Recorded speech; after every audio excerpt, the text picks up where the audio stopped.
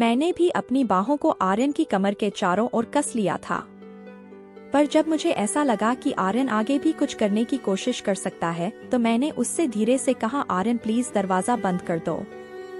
मेरी बात सुनकर आर्यन हंसते हुए बोला, इस समय यहाँ कौन आएगा? मैंने धीरे से मुस्कुराते हुए कहा, फिर भी तुम दरवाजा बंद कर लो ना प्लीज। आर्यन ने मुझे छोड़ा और दरवाजा बंद करने चला गया। वापस आकर उसने फिर से मुझे अपने पास खींच लिया और जैसे वह मुझे अपनी बाहों में भरने लगा तो मैंने धीरे से कहा, आर्यन लाइट भी बंद कर लो प्लीज। और फिर हेलो दोस्तों, आज की इस रोमांचक कहानी में आप सभी का स्वागत है। काफी देर एक दूसरे में समाये रहने के बाद जब सब कुछ हो गया तो मैंने तुरंत ही आर्यन को पीछे हटने के लिए कहा। मेरा दिल जोरों से धड़क रहा था और मेरी सांसें भी बेकाबू होती जा रही थी। मैंने जैसे तैसे खुद को संभाला और आर्य को मेरे कमरे से बाहर जाने के लिए कहा। वह बिना कुछ कहे सर झुकाकर मेरे कमरे से बाहर चला गया। उसके जाते ही मैं कांपते हुए अपने बिस्तर से उठी और बाथरूम की तरफ चली गई। मेरा मन उलझनों से भर चुका था। मैं यही सोच रही थी कि एक शादीशुदा औरत होते हुए भी मैंने यह क्या कर दिया। एक शादीशुदा औरत होते हुए भी मैंने किसी और के साथ संबंध बना लिए थे और वह भी मुझसे 10 साल छोटे लड़के से। यह सब सोचते हुए मेरा दिल बहुत जोरों से धड़क रहा था। मैं जैसे तैसे बस खुद को शांत करने की कोशिश कर रही थी। जो हुआ वह नहीं होना चाहिए था, लेकिन अब ऐसी परिस्थिति में मैं और कर भी क्या सकती थी। मैंने बाथरूम में खुद को साफ किया और खुद से एक वादा भी किया कि मैं अब से बहुत ही सतर्क रहूंगी। नहाने के बाद मैंने अपनी साड़ी पहनी, अपने बालों को ठीक किया और अपने बिस्तर पर जाकर लेट गई। पूरे दिन की थकान और उलझनों ने मुझे इस कदर थका दिया था कि मैं कब सो गई मुझे पता ही नहीं चला। रात के करीब 12 बजे हमारे मेन डोर की घंटी बजी। मैं हड़बड़ाकर उठी और घड़ी की तरफ देखा तो घड़ी में 12 बज रहे थे। मैं जल्दी से दरवाजे की ओर बढ़ी और दरवाजा खोलते ही मैंने देखा कि सामने भावना खड़ी है और उसके साथ उसका छोटा बेटा चिराग भी है जो लगभग 10 साल का था। भावना दीदी हमारी पड़ोसन है जिससे हमारे घरेलू संबंध है। मैंने हड़बड़ा कर पूछा, भावना दीदी आप इतनी रात को यहाँ क्या कर रही हो? सब ठीक तो है ना? भावना दीदी ने जवाब दिया, प्रिया मेरे पापा की तबीयत बहुत ज्यादा खराब हो गई है। हमें अभी अभी खबर मिली है और हम तुरंत ही वहाँ जा रहे हैं। क्या तुम 2-3 दिनों के लिए चिराग को अपने साथ रख सकती हो? यह तुम्हें बिल्कुल भी तंग नहीं करेगा और हम जल्दी ही वापस लौट आएंगे। मैंने तुरंत कहा, कोई बात नहीं दीदी, यह भी तो आपका ही घर है। आप बेफिक्र होकर जाओ और चिराग की बिल्कुल भी चिंता मत करो, मैं इसका पूरा ध्यान रखूंगी।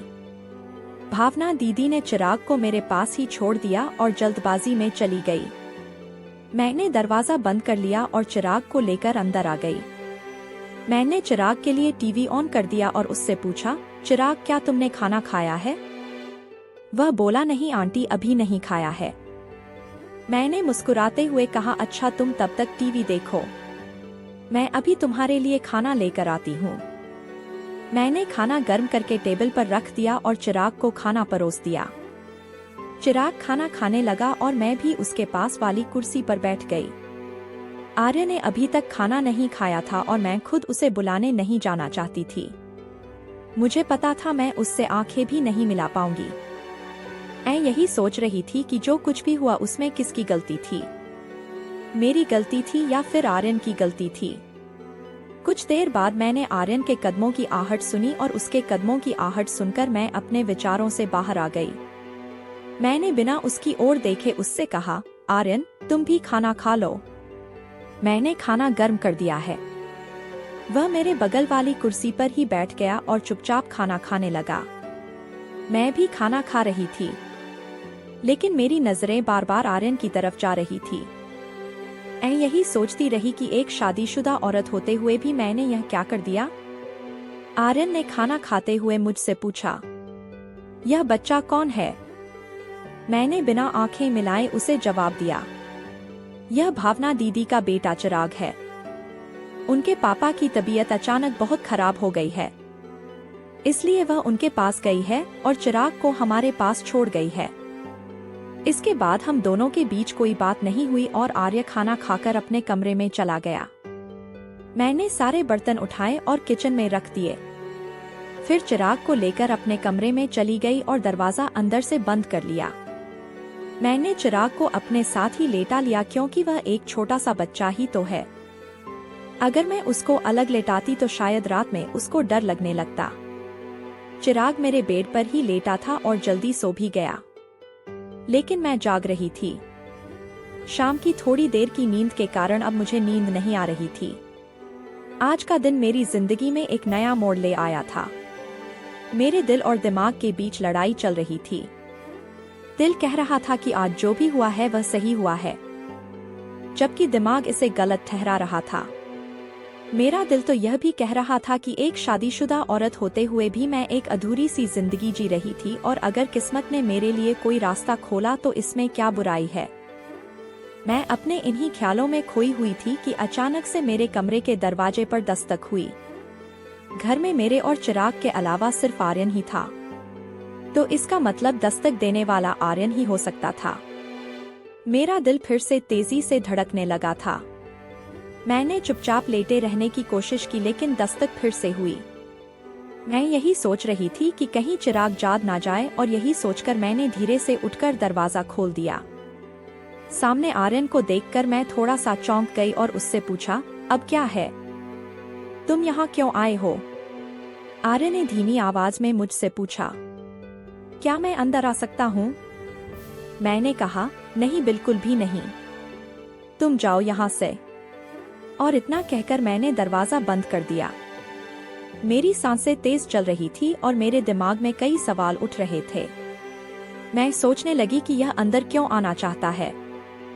क्या वह फिर से मेरे साथ कुछ गलत करना चाहता है? नहीं, ऐसा नहीं हो सकता। चिराग भी तो मेरे कमरे में है, और एक बार जो गलती मुझसे हो गई वह मैं दोबारा नहीं दोहराऊंगी। लेकिन जैसे ही मैं बिस्तर पर लेटी, मेरा दिमाग फिर से कहने लगा कि इसमें गलत क्या है। अगर तुम दोनों एक दूसरे को पसंद करते हो तो इसमें बुराई क्या है? तुम्हारे पति तो तुम्हें समय ही नहीं दे पाते, और आर्यन ही है जो तुम्हारा ख्याल रखता है। फिर मेरा दिमाग कहने लगा कि अगर यह बात किसी को पता चल गई तो समाज में तुम्हारी बहुत बदनामी होगी, तुम्हारा परिवार बिखर जाएगा। पिछले कई सालों से तुमने अपने आप को रोक कर रखा है, और अब जब मौका मिला है तो इसे गंवाना ठीक नहीं है। जिंदगी ऐसे मौके बार बार नहीं देती। मैं बिस्तर पर बैठी इन्हीं ख्यालों में डूब चुकी थी कि अगर मौका मिला है तो क्या इसे छोड़ देना चाहिए। आर्यन तो अभी जवान है, उसकी जिंदगी में तो ऐसे मौके और भी आएंगे, लेकिन मेरे लिए मेरे पास तो बस यह एक ही मौका है। क्या मुझे अपनी जिंदगी जीने का हक नहीं है? मैं इन्हीं विचारों में उलझी हुई थी। मेरे दिल और दिमाग के बीच जंग हो रही थी। आखिरकार मेरे मन की आवाज ने मेरे दिल की आवाज पर जीत हासिल कर ली। मुझे आर्यन के प्रति अपने पिछले व्यवहार के बारे में सोचकर अफसोस सा होने लगा। मैंने उसे बहुत ही गुस्से से अपने कमरे से भगाया था, और इस बात का मुझे बहुत ही दुख हो रहा था। मैं मुस्कुराते हुए अपने बिस्तर से उठी और अलमारी में से एक आकर्षक लाल रंग का जोड़ा निकालकर पहनने का विचार किया, और फिर बाथरूम में जाकर कपड़े बदल दिए। कपड़े बदलने के बाद मैं अपने कमरे में आई, और कमरे में आकर मैंने अपना हल्का फुल्का सा मेकअप कर लिया।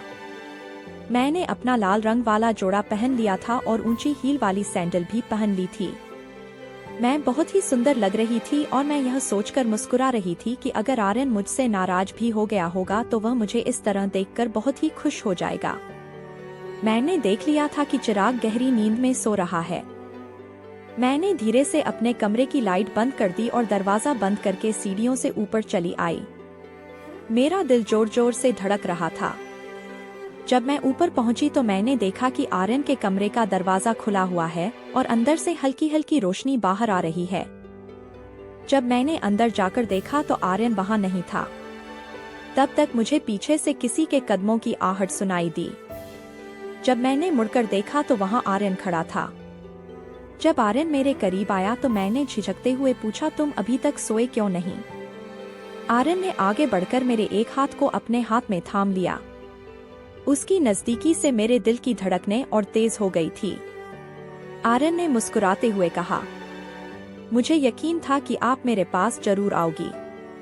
और इतना कहकर उसने मुझे अपनी तरफ खींच लिया। मैं बिना किसी प्रतिरोध के उसके पास चली आई। आर्यन ने मुझे अपनी बाहों में भर लिया था और उसकी इन नजदीकियों से मुझे एक अजीब सा सुकून महसूस हो रहा था।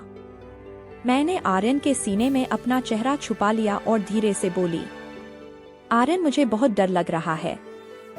मेरी यह बात सुनकर आर्यन ने मुझे और भी ज्यादा प्यार से अपनी बाहों में कस लिया और पूछा, डर किस बात का लग रहा है? मुझे उसकी बाहों में बहुत असहज महसूस हो रहा था, लेकिन एक अजीब सा आकर्षण भी महसूस हो रहा था। मैंने धीरे से कहा, कोई हमें देख ना ले। आर्यन ने भी धीरे से कहा, यहाँ है ही कौन जो हमें देखेगा। आर्यन ने मुझे अपनी बाहों में कस लिया, लेकिन मैंने हिम्मत जताकर कहा, आर्यन अभी नहीं, यहाँ नहीं। आर्यन मेरे संकेत को समझ गया और वह मेरा हाथ थामकर मुझे अपने कमरे की ओर ले गया। जब मैं कमरे में पहुंची तो मेरी धड़कन और तेज हो गई। कमरे में पहुंचते ही आर्यन ने लाइट जलाई और फिर धीरे से मुझे अपनी बाहों में भर लिया। मैंने अपनी पीठ को आर्यन के सीने से सटा दिया। हालांकि मैं अभी भी थोड़ा सा घबराई हुई थी, लेकिन आर्यन के सीने से लगकर मुझे थोड़ा सा सुकून मिल रहा था। उसने धीरे से मेरी गर्दन पर अपना सिर रख दिया, जिससे मेरा दिल जोरों से धड़कने लगा। आर्यन ने अपनी प्यारी आवाज में कहा, आज तो आपका हुस्न कुछ खास ही लग रहा है। आर्यन के होठ मेरी गर्दन पर और उसका एक हाथ धीरे धीरे मेरी कमर के आसपास घूम रहा था। उसकी इस नजदीकी का एहसास मुझे पागल कर रहा था, लेकिन मैं खुद को काबू करने की कोशिश कर रही थी। मैंने यह सब पहले कभी भी महसूस नहीं किया था। आर्यन ने मुझे चूमते हुए कहा, आपकी खूबसूरती ने तो मुझे घायल ही कर दिया है। फिर उसने अपने हाथ में पकड़े हुए ग्लास को मेरे होठों के पास ले जाकर कहा, इसमें जो भी है वह थोड़ा सा पी लो। मैंने उसे मना करते हुए कहा, नहीं आर्यन, मैंने पहले कभी भी नहीं पी है। और यह कहकर मैंने गिलास को अपने होठों से दूर कर दिया। उसकी मीठी बातों से मेरी सारी हिचकिचाहट दूर हो गई और आर्यन ने जैसे ही गिलास को फिर से मेरे होठों के पास लाया तो मैंने कुछ घूंट ले लिए। शुरुआत में मुझे उसका स्वाद थोड़ा कड़वा सा लगा, लेकिन कुछ और घूंट पीने के बाद इसका स्वाद मुझे अच्छा लगने लगा था। इस दौरान आर्यन एक हाथ से मेरे कंधे को हल्के से छूते हुए धीरे धीरे ग्लास में मौजूद सारी शराब मुझे पिलाता रहा। थोड़ी देर में वह मेरी तरफ देखते हुए बोला, आज तो आप बहुत ही सुंदर लग रही हो। इन हाई हील्स में आपके नाजुक पैर बहुत सुंदर लग रहे हैं। अब धीरे धीरे मुझे भी शराब का असर होने लगा था। अपनी तारीफ सुनकर मैं पहले तो थोड़ा सा झिझकी, लेकिन फिर मुस्कुराते हुए बोली, तो किसने रोका है? अपनी सारी चाहत पूरी कर लो। इतना सुनते ही आर्यन ने मेरे पैरों को बड़े सम्मान के साथ हल्के से छुआ। यह सब देखकर मुझे यकीन ही नहीं हो रहा था कि कोई मुझे इतनी गहराई से पसंद कर सकता है कि मेरे पैरों को भी इस कदर से सरा रहा है। आर्यन ने मुझे अपनी बाहों में ले हल्के हल्के मेरी गर्दन पर चुंबन देना शुरू कर दिया। मैं भी आर्यन की बाहों में एक सुकून महसूस कर रही थी। शराब का हल्का हल्का असर मेरी खुशी को और भी बढ़ा रहा था। मैंने भी अपनी बाहों को आर्यन की कमर के चारों ओर कस लिया था, पर जब मुझे ऐसा लगा कि आर्यन आगे भी कुछ करने की कोशिश कर सकता है तो मैंने उससे धीरे से कहा, आर्यन प्लीज दरवाजा बंद कर दो।